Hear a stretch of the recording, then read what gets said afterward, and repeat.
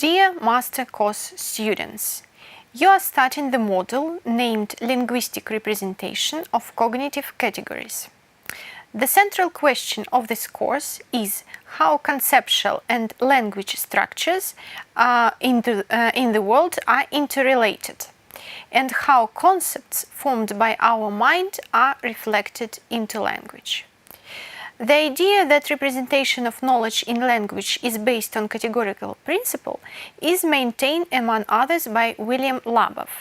He says that in most general terms, the study of language can be defined as the study of categories, verbalized by language means.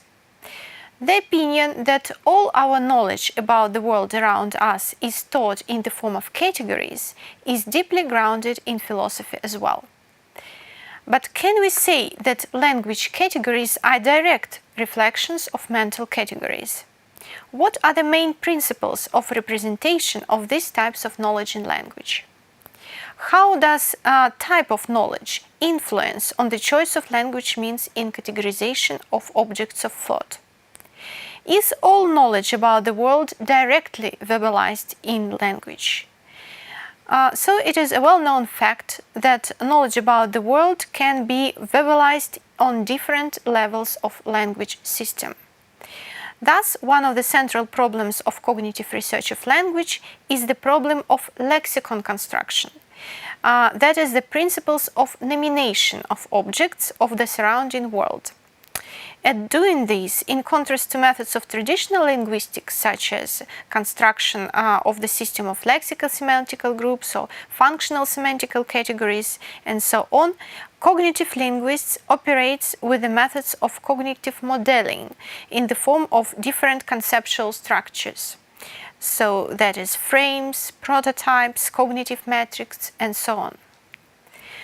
Speaking about grammar system, it is well known to fix those characteristics of the world around us, which are seen by man as most regular and not prone to change.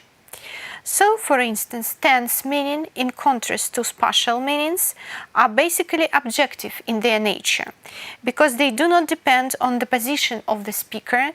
That is why tense meanings in language are fixed by means of morphological categories, as well as, for example, meanings of number, of gender, and so on. Any category represents a kind of grouping of objects on the basis of some of their mutually shared characteristics. That is conceptual grouping of objects. The choice of conceptual basis for grouping of objects into a category defines the choice of principles for their grouping. In cognitive linguistics, they distinguish three levels of language categorization: superordinate, high degree of abstraction, basic, and a lower one, subordinate. The main level of language characterization among them is basic one. It defines the language representation in the most general form. It is pointed out that the names of the categories of the basic types form, for example, such as a bird, plant, or a house, and so on, are prototypes of the processes of language fixation of knowledge about the world around us. It is these names that are used in definitions of words in dictionaries, that is, represent the basic four references. For example, a peacock is a bird from the family of pheasants with a decorative feathering. Cactus is a plant from southern regions with thick juicy stems and thorns instead of leaves. It is worth mentioning that by using certain language means, a man can create his own subjective categories of objects in a certain situation of communication. For example, automobile of luxury cars, French charm, fashionable clothes. In such cases, creation of these categories, people get some focus main for them characteristics of these objects, which activate some evaluative component that is taken into consideration. In the basis of this mechanism of creation of such subjective categories lies a stereotypical evaluation of correspondent focus characteristics.